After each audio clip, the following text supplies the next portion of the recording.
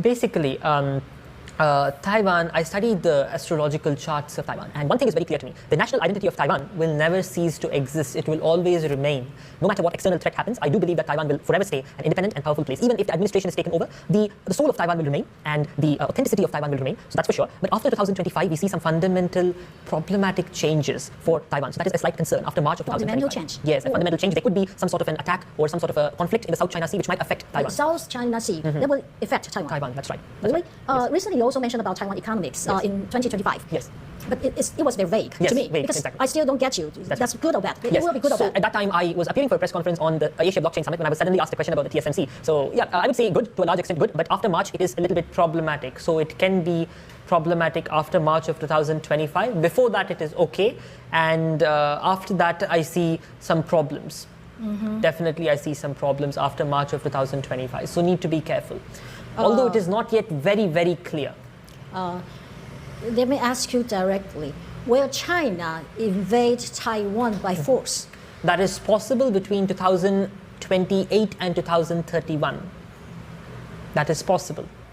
Wow. Yes, but Taiwan, there is a possibility. However, I would like to say that the Taiwanese people need not be afraid at this moment.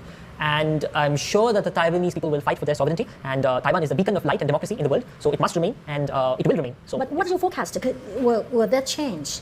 Now you're saying that. Will that change like in a few years? A few years down the line, will I change the situation, the result, whether the future, will that change? If the people of Taiwan come together and they do something for their country and they establish peace as well as strength and security, I'm very sure that they can avoid a full-scale invasion. It's very possible. But that time frame is very critical, and we have to be really, really careful in that period, 2028 to 2032. I don't know exactly what will happen during that time frame, but I can definitely tell you that it's a very volatile period, and the South China Sea is going to be a theater of problems, especially Taiwan is going to be at the center of it.